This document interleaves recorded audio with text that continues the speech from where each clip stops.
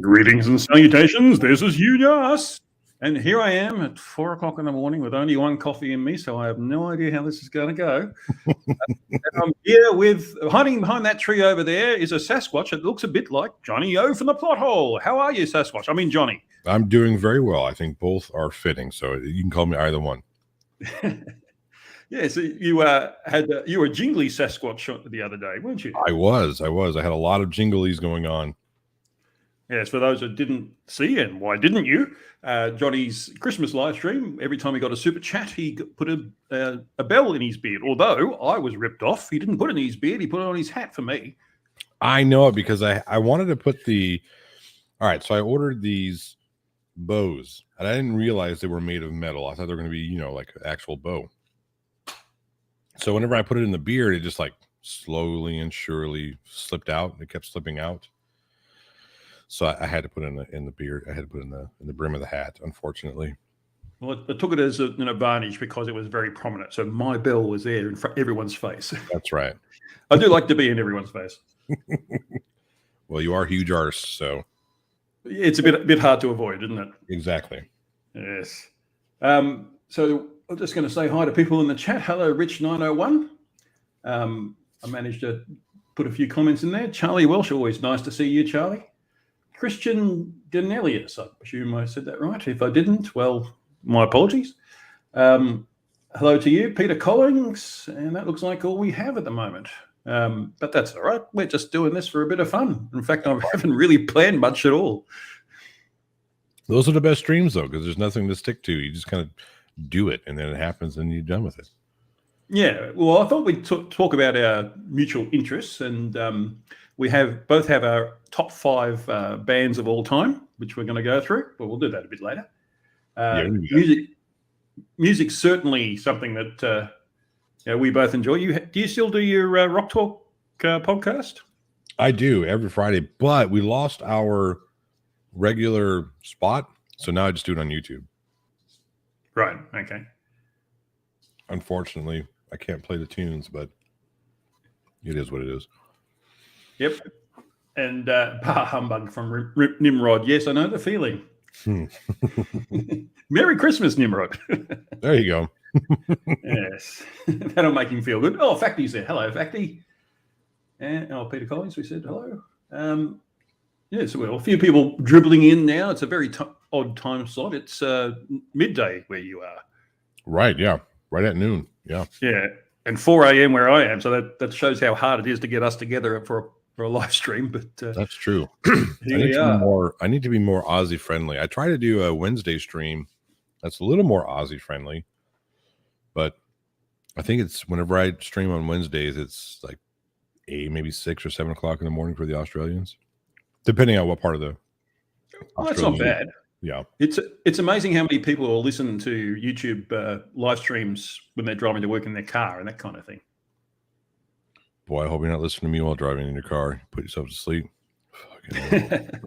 Here's a golden voice. Almost Morgan Freeman quality to it. Oh wow, jeez! If only I could achieve that type of success one day. Actually, I did notice when I was watching the James Webb Telescope launch, someone in the chat was saying, "Oh, it's a very sad day. Morgan Freeman died," and I was thinking, "Yeah, I'm surprised I haven't heard about that." So I did search at the internet, found nothing, and of course, he's not dead. Right. But it's just. It was such a pointless bit of trolling that. I thought that was really bad taste, especially with someone like Morgan Freeman, because he's like an actor of the age. When he goes, there's going to be a lot of sadness. That's a huge one. Yeah, my goodness, he's had a 70-year career.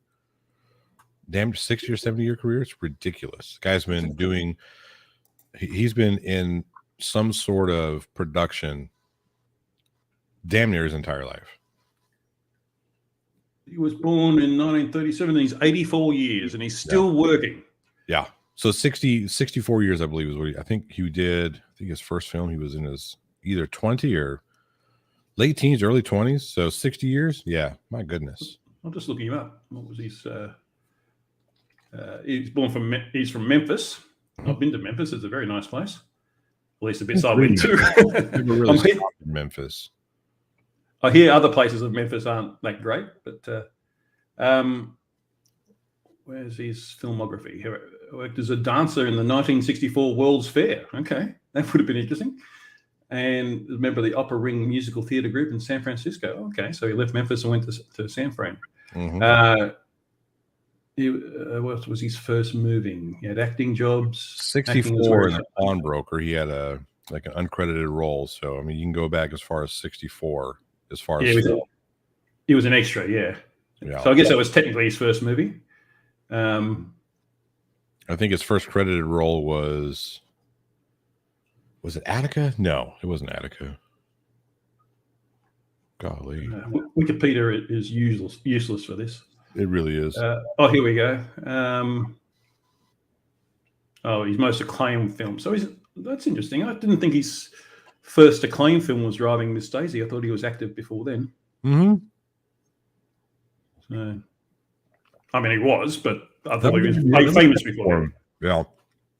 Because he had, that's your Driving Miss Daisy. He also did Glory, and he did Lean on Me. So he had 3 really good roles. That was what, 88, 89? Glory was 89, yeah. Driving Miss Daisy, and the other one you said isn't on this list, but it's Wikipedia, so what do you expect? Right. Gotta love Wikipedia. Yeah. But yeah, I mean, and then let's see. Of course, everybody remembers Robin Hood, Prince of Thieves. Yeah. I mean, he did a really good job, but it was a very weird. I mean, I know why it was there, but it's always strange when you see. I mean, they're doing it even worse now. Well, not worse, but more overtly. Like I saw it was Mary Queen of Scots, and they race swap Queen Mary. Yeah. God, it's 4 o'clock in the morning. My mouth isn't working. And I was thinking, that's, if it was the civil rights movements and they replaced all the actors with whites or Chinese, there'd be uproar. So why is it a good thing to do it the other way around? I don't understand. I mean, I think any actor should be able to play any role. Because remember, Nicole Kidman played a man in one role. I think she got nominated for an Oscar for it. It just goes to show how fucked up Hollywood is. It really just goes to show that you can whitewash history, but if you, and people like whatever, we don't care. But if you have, if Jesus, who, regardless of whether you believe he's a real person or not, if you depict Jesus of Nazareth as a person of olive skin complexion, oh Jesus Christ, even though he was, he should have been, Middle Eastern.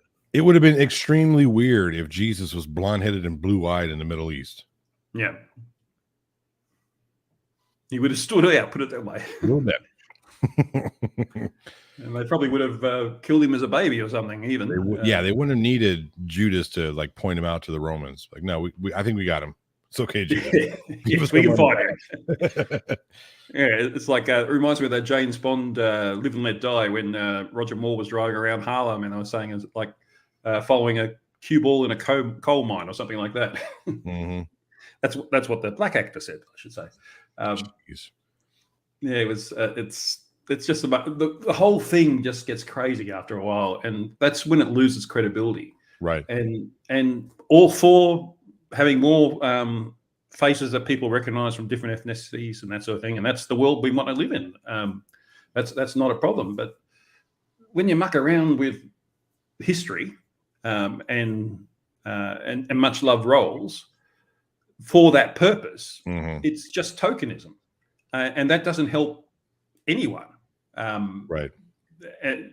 But talking about making James Bond a black woman, which they kind of tried to do in the last film, although it didn't work out that way eventually.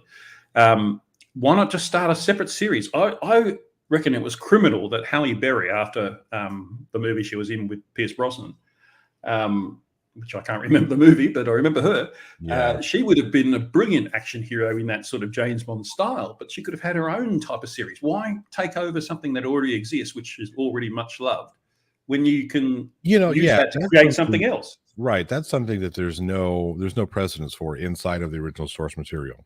Yeah. Right. Now, if you wanted to do a story about M, that would be kind of cool. like M's backstory, and still be in that James Bond universe. Yeah, that like would be 30 awesome. years before or something. Right, Yeah, when exactly. it's still an active agent. Yeah. Right, exactly. Versus, well, we're just going to take and regender James Bond. Okay, I understand why you want to do that, but can we just, how about we have a different, somebody who is equally as badass, who just happens to be a woman?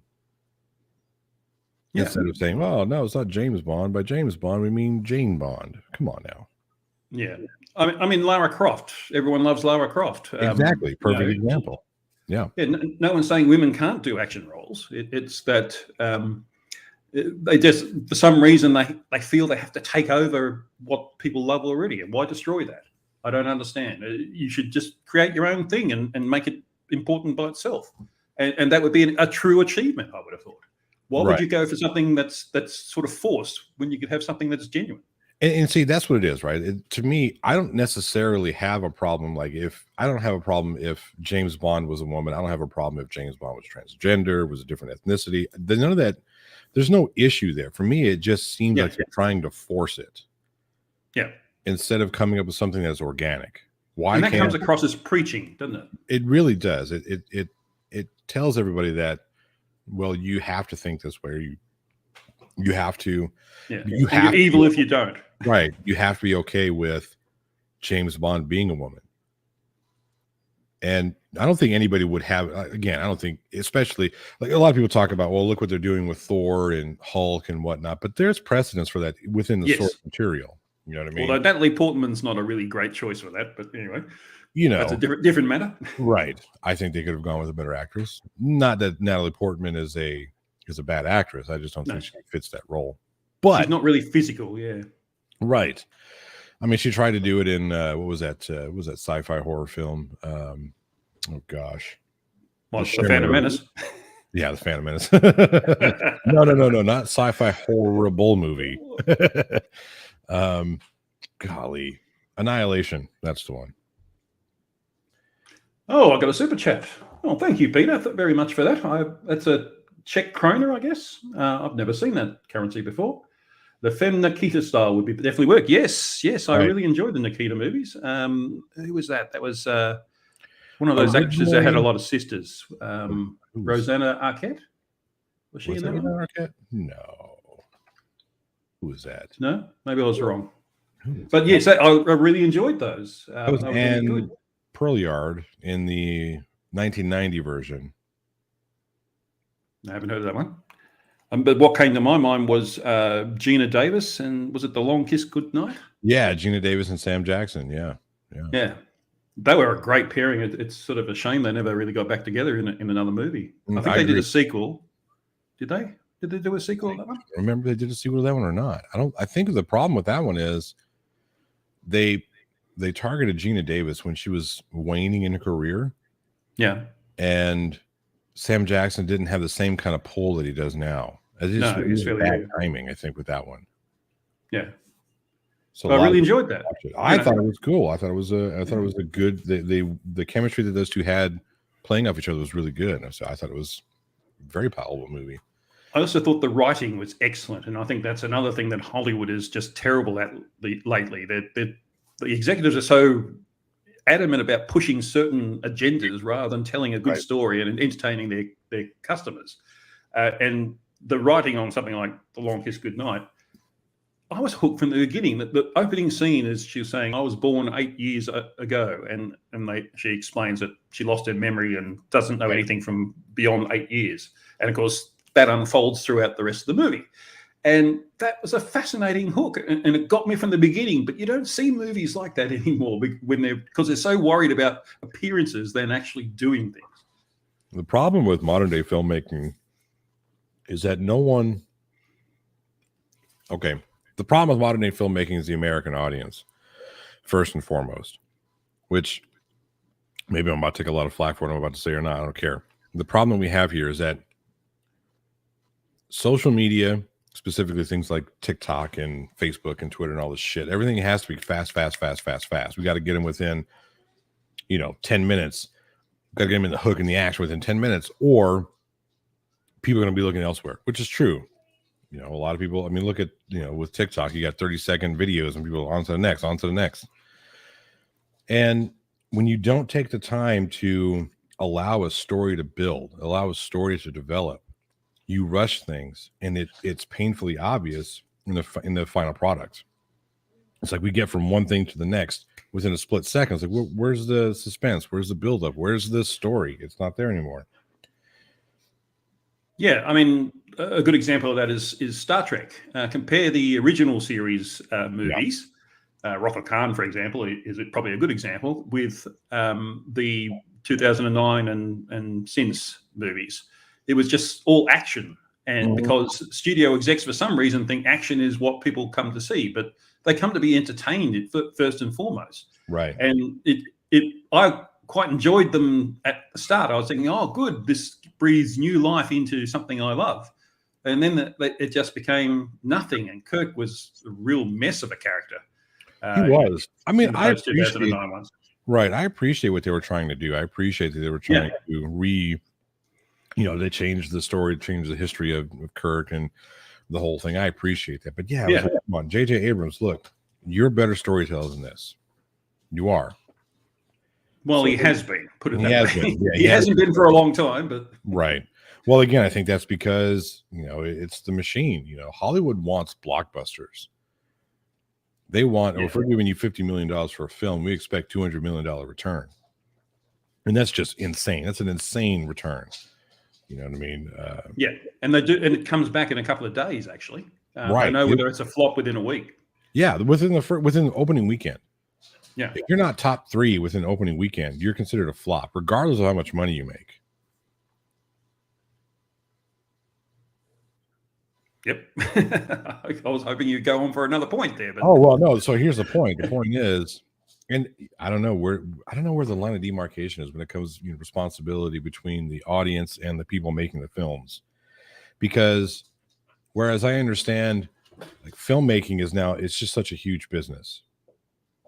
It's such a big business. You have big banks putting in millions and millions of dollars and they expect a return. And a lot of people, it's very difficult.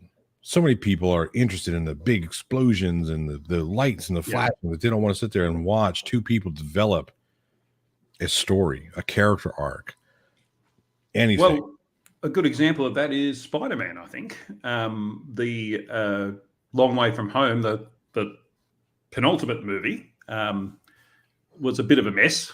And it was all about explosions and things like that. And I haven't seen the latest one, A Long Way From Home, whatever it's called. But everyone tells me it's a brilliant movie. And one of the biggest things about it is the writing, but also the performances of the actors. And it's more about progression of the characters. Right. They go on a journey. They have a story.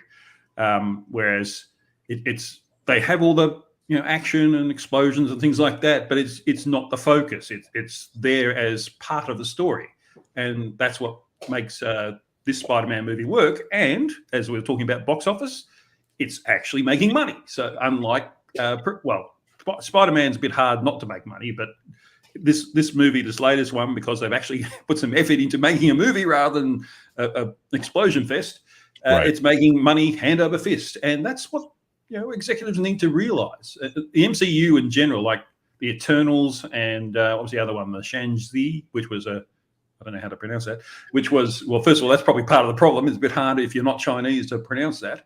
And it was a blatant aiming at the Chinese market, but it hasn't done very well. I think it's only just broken even. Yeah. And the Eternals, that was a flop. I think the MCU really didn't understand what making a movie called Endgame meant. You have 23 films over the course of 20 years or so, 25 years. It's a ridiculous long time. And it's just been this huge buildup to a movie called Endgame. Like when you see Endgame, you think, cool, that's it, that's done. We're done with the story. Like, no. Here's some more Thor movies. Like, wait a minute, you just said this was the Endgame. No, wait a minute. Here's another Iron Man movie, but we're not going to put Iron Man in there. We're going to put somebody else in the role. Yeah, they sort of built it up. But the comic books themselves did similar things. So they're just following that to a large extent. But Sure, I'm not sure the comics sold well after the end game story completed in the comic books either.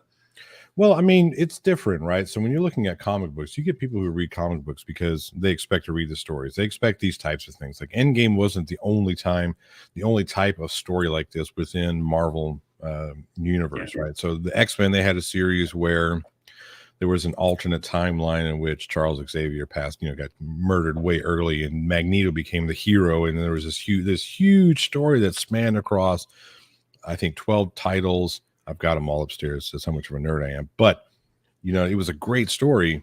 And then they finished and wrapped it up and they started another story. You know what I mean? So people who read comic books on the regular are used to that type of thing. They're looking for that. Okay, cool. That was a really cool story. What's the next story?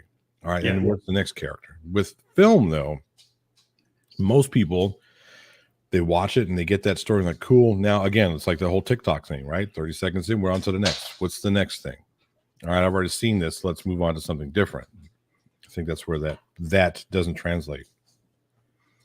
I also think the MCU became a part of popular culture in a way that the comics never did. Right. Not to the same extent, anyway. Right. A different type of the pop culture. Yeah, and it affected more than just the comic book nerds who eat tacos and watch Doctor Who marathons. People were taking their girlfriends to dates to watch an MCU movie. It was a different level of engagement with the audience, and you can't just continue on. You've got to build up a new story, and you've got to have some characters that are worthwhile going to actually check out. Whereas Eternals, it was a bunch of people who some of them had some ridiculous superpowers, and there was no stakes. It just didn't make any sense, Right. Whereas in the new Spider-Man movie, there are plenty of stakes, and it's a really cleverly written movie. So I think people want more than just their feels to be entertained. They want their intelligence to be entertained as well, and that explains why British comedy is generally considered superior to American comedy, because the British in their comedy are much more clever. A Blackadder episode it'll lead up to the whole episode leads up to one joke at the very end, and it's just brilliantly written. Whereas an American movie is just a sequence of joke comedy. Joke, it's one-liners, which is good. Each one-liner is actually quite clever in many cases, but it doesn't build up to anything. It's just a That's whereas it's not a belly laugh that'll last for 2 minutes. Right, and again, there's something to be said about one-liners, and there's something to be said about the build. Robin Williams had great stories in his comedy that built up, right? But they had funny parts in between. You there, Johnny? Yeah, my stupid machine is. I'm telling you, I'm dealing with bugs over here. Oh, okay. Get the spray out. I've got another super chat, but just before I read out the super chat, Microraptor asked if Hugh is hungry. Hugh is always hungry. Nimrod, he gave me 26. Yes, we love the sex. Here are some sex as a late Christmas present. Enjoy. Oh, yes. If only I could have sex anymore. But, I guess I'm going to have 20 of them. So that's great. Thank you very much. Yeah. But yeah, no, I mean, it's if you're doing your job right, especially in comedic writing, which is very difficult. I don't want to make it sound like, if you just follow this formula, it's going to be a success, because it's not. Like, comedy writing is probably the most difficult writing there is. Yeah, because what's funny to do well anyway. Yeah, to do it well, right? Because what's funny to some people is not funny to other people, and finding what's universally funny is very difficult. You got to be able to relate to people, and sometimes one-liners are great. Like Jimmy Carr he's the new Rodney Dangerfield, the one-liner guy.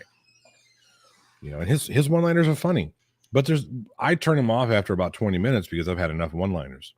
Yeah, I miss the storytelling aspect. Here we go. I hope I don't get you in trouble and get myself in trouble. But Bill Cosby was one of the greatest storytellers when it comes to comedy writing there was. Oh, he was, yes. Bill Cosby himself is one of the funniest stand-ups ever of all time. And I have to wince every time I say that, because I know there are going to be people out there like, well, you support a rapist and this, that, and the other. Like, no, I mean, look, I'm able to separate the man from the art. Yeah. We don't support the rapist side of things. We don't support all that sort of thing at all. But as millions of people have attested throughout his career, he is a funny guy. Right. In fact, he was probably one of the very first comedians I ever listened to. I remember when I was about 8 or 9, my uncle had his records, old LPs, and we played this, and I'd never heard anything like it. I was actually literally laughing my head off for like half an hour. Right. And because it was talking about family. It's something that everyone can relate to. Exactly. The sound of his dad basically farting was hilarious. And that's something everyone can relate to, Right. Independent of what happened later in his life. Sure, yeah. And his old wax records are great.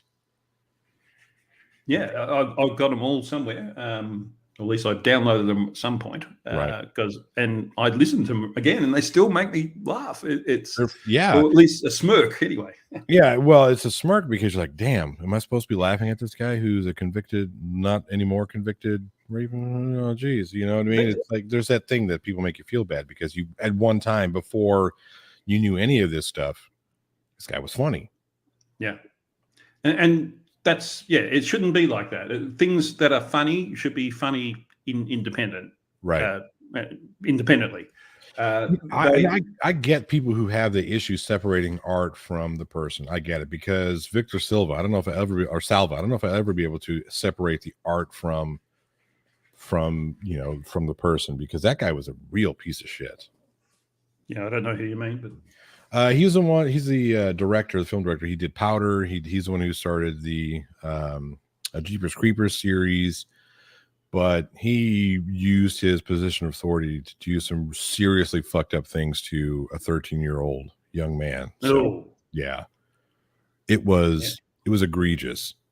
Went to prison for it, as he should. Yes, I'm sure he got rather sore afterwards. Put it that way. Yes, I'm sure he did. Being in prison, because they don't like those sort of kiddie fiddlers. So generally not. Yeah, generally if you want to take care of prison population, take care of that real quick. Yeah. Anyway, so we started talking about movies, which was great. I wanted to talk about movies, and we'll talk about music soon. What do you feel is your favorite movie, do you think? Or maybe it's a series. That's tough. That's really tough, because I like all genre, all genre of film, from easily digestible stuff. Like one of my favorite action films is The Replacement Killers. Not because it's a great movie, but because it's really easily digestible. The story is there. It's solid. The performances by Mira Sorvino, Chow Yun-fat, even Michael Rooker is great. It's something simple to follow. A lot of, the action makes sense. It fits within its own world. It's a good movie to watch, good action film to watch. I take a lot of shit for this, but I still enjoy Braveheart. I think Braveheart's a great story. I think it's obviously it's bullshit. It's not how it went down for real, but yeah, still a good story, presented well. Yeah. Right. Yeah. It was directed well. The action, the actors, everything was done. I thought it was done really well. Drama wise, it really depends. It really just depends. Like, Forrest Gump, great drama film, great dramatic film. Horror wise, man, I could go all day into horror films, break that down into subgenre. Best creature feature has to be The Thing. John Carpenter's The Thing, best creature feature. The 1970s one, or the 70s yeah. Thing. I remember the guy sitting on the toilet. No, it's the Blob. I'm thinking of. That's the Blob, yeah. But yeah, it's really tough, man. That's so tough to get me to like sit down. What's your favorite movie? I don't know. It's tough, really tough. I agree. It's hard to nail it down. I think the two movies I've enjoyed the most is The Blues Brothers. I think a series of really good music intertwined with a ridiculous story that was great. Right. Again, another one that's an American film, but with heaps of one-liners, but they put a story to it, and it all culminated to a grand finale, which really worked very well. And another movie which you might not have heard of, but it stars some really great actors. It's called My Fellow Americans. Starring the guy from the Rockford Files, James Garner, and Jack Lemmon. Yep. two of the greatest comedy actors of all time. Absolutely. And Dan Aykroyd's in there as well, and a couple of other people. Lauren Bacall is Jack Lemmon's wife. And Jack Lemmon was president of the United States. He was chucked out of office by James Garner, who was then chucked out of office, and Dan Aykroyd, who was Jack Lemmon's VP, became the president then. And it's a buddy movie. They hate each other's guts, Jack Lemmon and James Garner, but they're forced into a situation together where they've got to travel across America, and the East Coast of America anyway, and to solve a crime that Dan Aykroyd's committing, but it was ultimately orchestrated by the vice president of Dan Aykroyd, whose name I can't remember, and lots of one-liners, really good one-liners, and again a story that culminates in a great grand finale where it all comes together. And almost every loose end was tied up towards the end, which was just brilliant writing, and it's just so enjoyable. Brilliant actors giving a brilliant performance. It's a movie I can watch over and over simply because it's just so enjoyable. Mm-hmm. Can you say that about any MCU movie, really? I mean, outside of Tony Stark in Iron Man, I'm Tony Stark. Outside of Robert Downey Jr., outside of Robert Downey Jr., who, by the way, if it weren't for Jon Favreau and Robert Downey Jr., we wouldn't have the Marvel Cinematic Universe. It wouldn't exist. Period. Yeah. Because they tried, right? They tried with the Hulk, like 3 different Hulk films that just didn't work. They tried with so many things that just didn't work. It wasn't until you had Robert Downey Jr., who was fresh out of rehab and he had something to prove, was actually hungry again, not just physically hungry, but hungry to prove himself that he was a legitimate actor who wasn't just, whatever, a fucking junkie. And he killed that role. He owned Tony Stark. Like, people who read Marvel comics don't read Marvel comics for Iron Man. Iron Man's a cool B character in the Marvel, but they built it around him instead because he was such a good portrayal. I remember when I was a kid, we used to watch the Iron Man cartoon. Mm-hmm. And as you said, he's a guy in a suit that's invulnerable, basically. Right. He's not really a superpower guy anyway. He's the MCU's Batman. Yes. At the end of the day. Yes. And so, it's not the same as someone who actually has genuine superpowers. But and the cartoons were fun for a young kid. But I always, before they did the MCU, I thought it would have been hard to turn that into a movie, but they did it somehow. Because of, as you said, because of Robert Downey Jr.'s portrayal of, he was basically Bruce Wayne, wasn't he? Pretty much. Yeah. He was a little more arrogant Bruce Wayne, a little more flamboyant, a little more. But he changed over time too, didn't he? Right. He did. Became more responsible, more of being able to separate, have the public persona versus a private persona that was more of a leader in a leadership type role. And he was in love and, with Pepper Potts and things. So, he was much more human. Right. But that's the beauty part about having that type of, that type of catalyst in a cinematic universe. Clive Wells is not interested in comic book movies, so he says. So he says, yes. He's got the Barbarella series in his little dungeon. Oh, yes. Everyone does. Jane Fonda when she was hot. Yep. Stark didn't grow up; he just got scared. That's true. Okay. That's true. But sometimes that's what forces you to have to grow up. I think it's the same for Robert Downey Jr. I guess that's why it fitted the role. Exactly. Because he could have died from his drug. Imagine if he had. How different the world would be. Yeah. Certainly for him, anyway. Right. So let's get on to music. Music's got many genres. You're mainly in rock, and that's my generation. I'm not sure how old you are. I think you're younger than I am, but I certainly grew up. In 2 weeks. I'll be 41. So a little bit. You would have grown up with rock because of your dad, I imagine, or at least your mum, maybe. Well, so my father was born in the 50s. My father was born 1950. My mother was born, I think, 1950. I better not say. She was born a little after he was. We'll just say that in case she's listening. So and it's kind of funny. My birthday is January 8th, right? So I was born on Elvis's birthday. All right. Yeah, exactly. My mother was all, "Oh, let's name him Elvis." My father said, "No, we're not going to do that because we don't want his ass to get kicked every day in school." Elvis O from the pothole. Yeah, right. Doesn't have the same kind of ring. So exactly 30 days before I was born, or 31 days before I was born, John Lennon was shot and killed December 8th, 1980. I was born 1981. So I said, how about we name him John after John Lennon? Because again, that musical influence.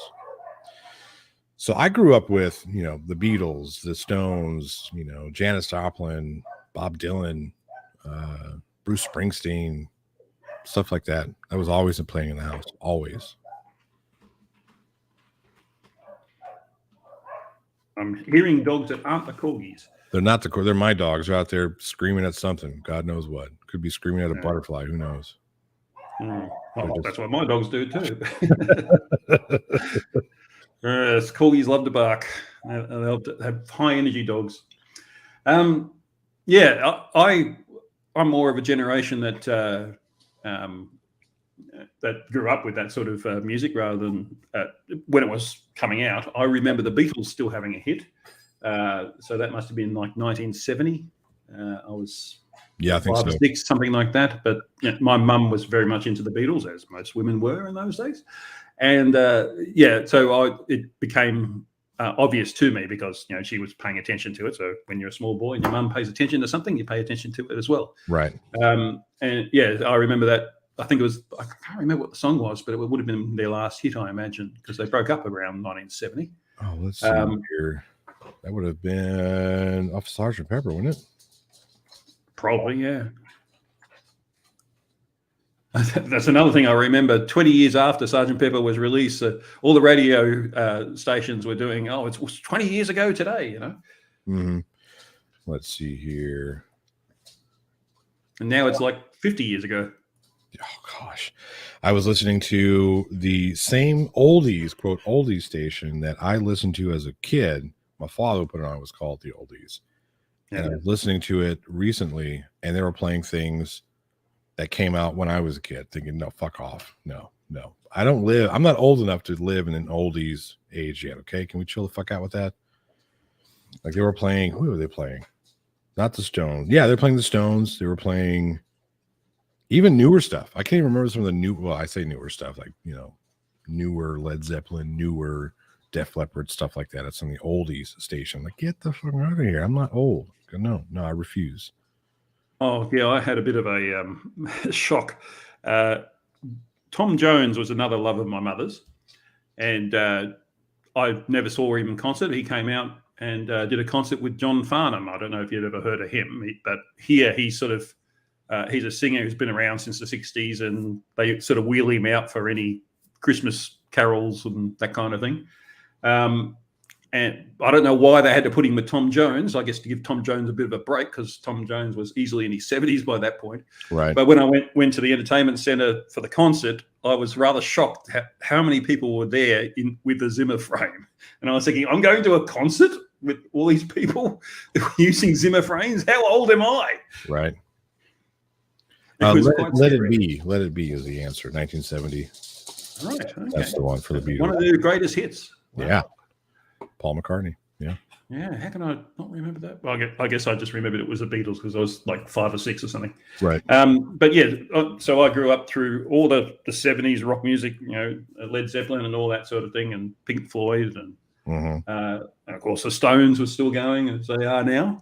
Well, they can't without a drummer, I guess, but they can. They always had replacements anyway. Oh yeah.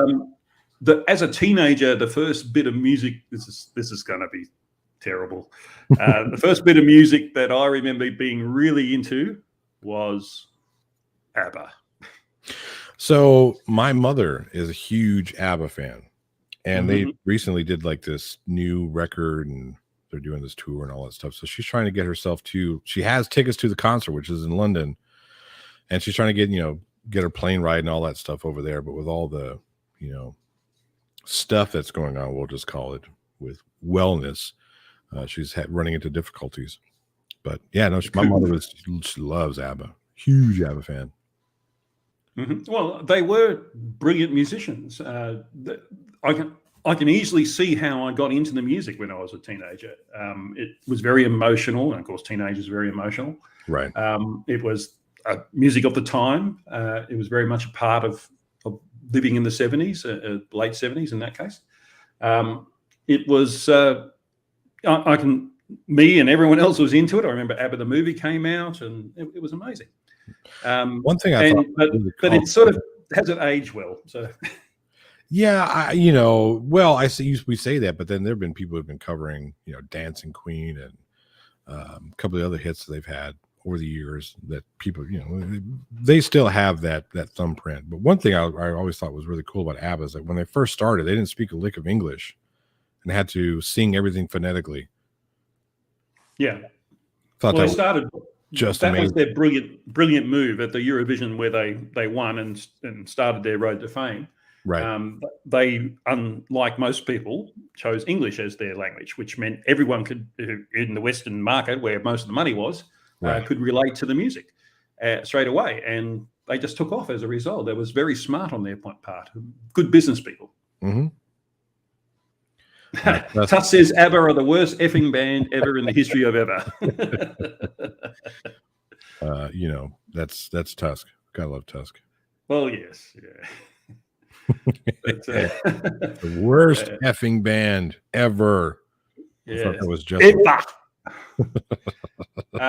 Christian Janelia said earlier that Tuss loves tuba music. That's all. He's a big softie. Tusk, she tries to tell everybody he's like this hardcore death metal guy, but man, he jams Britney Spears and all that stuff. I know he does. Mm-hmm. I've seen his what's her name? Taylor Swift. He's into Taylor Swift. Yeah. He probably is into Taylor Swift in more ways than one. I can't stand Taylor Swift, but I will say this: she's a brilliant. Shake it off. Yeah, she is brilliant when it comes to marketing. Yes, Micro Raptor, they do. In fact, most people anywhere sing in English because they know that that's where the market. That's where the money is. So, yeah. It's so sad, and it's not just Western world; it's America specifically. Yeah, Micro Raptor is Swedish, by the way. If you didn't. Yeah. Know. Oh, I did. I didn't know. Yeah. So it really sucks. There was a reggae band out of the area that I live over here in Texas. It's kind of funny. Reggae band from Texas sounds like it doesn't work, but the singer, I believe, was Jamaican from Jamaica, relocated, whatever, history done. Over here, they could get gigs, but they were playing for like $50-$60 a night. And they did a tour over in like Amsterdam, like a European type thing, where they were playing for $500-$600 a night, 3-4 nights in a row. Or not dollars, euro, 500 to 600 euro a night, like 3 to 4 nights in a row. So they made killing over there. There was a guy over here, Bugs Henderson, big time musician. I saw him play some little not hole in the wall, but it was this little rinky dink ass fucking restaurant. We had a little stage. I could reach out and touch the guitar while he was playing. He says, when I go to Germany, I got off the plane. They got fucking tribute bands there. Bugs Henderson tribute bands. So the music scene is so different coast to coast, across the pond. It's just so much better over there because everything is more. People are more into listening to multiple types of music, different styles of music. It gets more respect. Over here, if it's not, that instant hit, then we're done with it. Yeah, I guess that's similar with movies. Right. And maybe for the same reason, who knows? It feels that way anyway. So let's get on to your. I've actually, for those who are interested, I have another stream coming up straight after this one on Planet Walk's channel. He's doing a after Christmas wind down, and I'm going to be joining him. So we're going to have to cut this short very soon. So let's get into Johnny O's top 5 bands of all time. So tough, right? So if I think about this, if I go just what I'm into mainly, just the rock stuff, I've got to look at 5 bands specifically that have been at least somewhat influential in my playing or songwriting or listening pleasure. Number 1, we want to do like 5 to 1 or 1 to start at the top. What do you want to do? Let's start with number 5 and we'll go down to number 1. So number 5, I'd have to give it to Seven Dust, simply because of the type of music, the way they meshed Southern rock and metal, put it together, made a huge career out of it. Love Seven Dust. LeJean Witherspoon was one of the best singers of all time. After Seven Dust, I would have to look at In Flames because of the journey they've made from the mid 80s to present. And then I would look at probably a toss-up, numbers 2 and 3, between Opeth and Meshuggah. I think Michael Angerfield of Opeth is the best singer when it comes to rock vocals, period, metal vocals, period, the best singer. And then Meshuggah. Hang on, before you get to number one, just pause, okay? But go on, Meshuggah. Yep. Meshuggah with the syncopation, the style that they play, the fact that they are responsible for a new genre, a subgenre of metal, and Thomas Hotkey has got to be the most talented drummer metal-wise, I think, of all time. And there's my top 4. I'll pause with my number 1. Well, that's amazing because I didn't know any of them. So before we do number 1, and now this is going to be Johnny O's number 1 band of all time. Go. That would be Metallica. And I'm just pissed. I think I just pissed Tusk off, but yeah. Oh, you didn't hear that? Didn't it come through? I was playing a drum roll. Oh, I didn't hear the drum roll. Oh, man. Oh, okay. So it didn't work. I thought it would. Well, that's all right. Imagine a drum roll. And then he said Metallica. Yes. There we go. Yep. Yep. Just pissed off Tusk. Well, that's no Motorhead. Purpose, you need to revise your list, mate. No, I love Motorhead. It's just not in my top 10. I'm at top 5. Yeah. Well, based on what we talked about earlier, you'll see my top 5 are a bit different. If you're in the chat and you heard the drum roll, can you let me know or didn't hear it? Because I thought it was supposed to work that way, but apparently not. So my top 5 reflects the age where I grew up with music. My number 5 was the Rolling Stones. I think their music writing is just amazing. Their longevity is amazing. Every time a famous person dies, Keith Richards gets more life force. It's amazing. I don't think he'll ever die, or he might have died he died 20 years ago, and cocaine's kept him going. Yeah. Exactly. That's what it is. He's got enough cocaine in him to power up the world. But like I said, it was like a famous person dies, he gets the life force, it seems. Number 4, Pink Floyd. A lot of their music, especially The Wall, obviously, had a big influence on me. It's what I listen to a lot. It's that ultimate stick it to the man type of song. The overbearing father and the teachers and things like that. So it summed up kids in the 70s. Number 3, Dire Straits. Probably a name you haven't heard for a while. I went to their second last concert ever in Sydney. That's cool.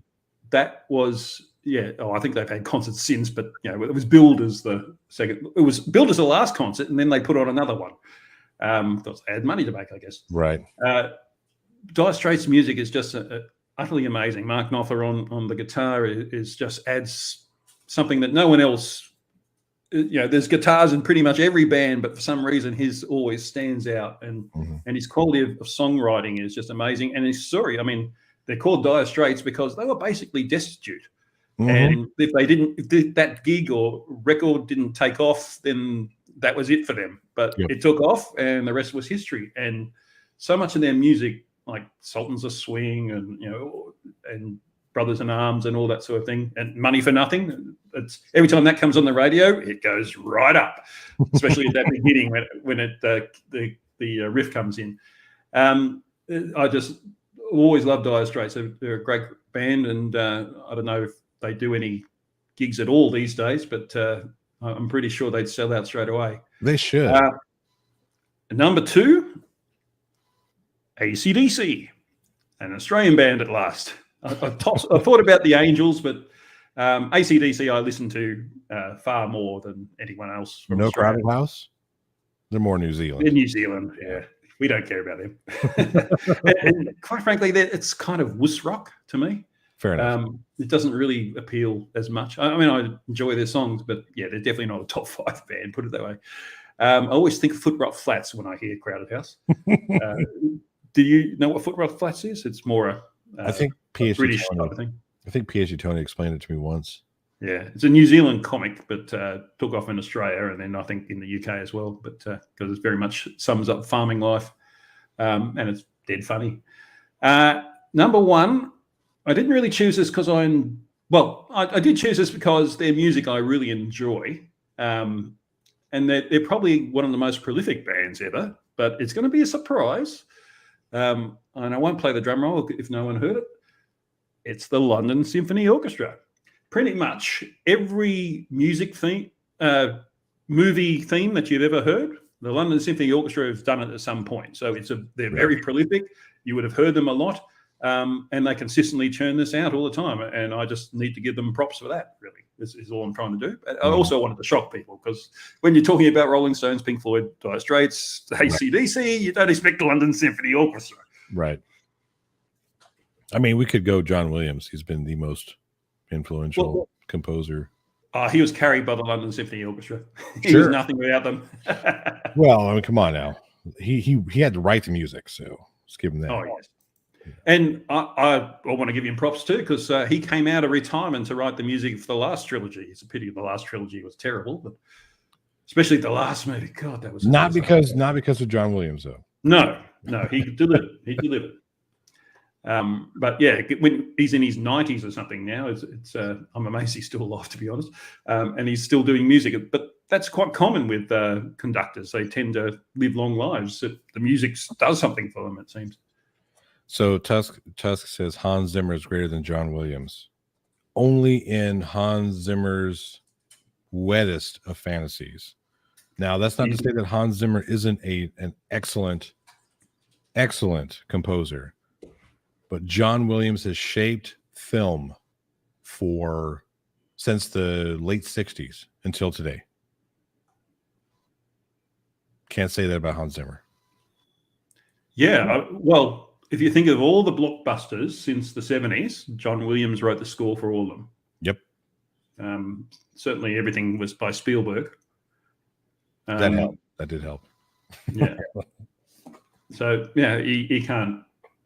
But in all cases, he used the London Symphony Orchestra. So this is about bands, and John Williams Williamson isn't a band. So I have to go with the London Symphony Orchestra. You got to look that gives you the mark of a great frontman, though. Know to use the best tools available to him. Well, yes.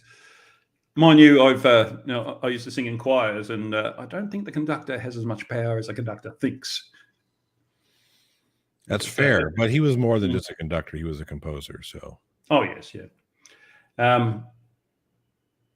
Mike Raptor says he doesn't know what Hans Zimmer has written, and I suspect that's probably a good way of doing it. Right. Leaving it like that, from what you're saying. All right, then.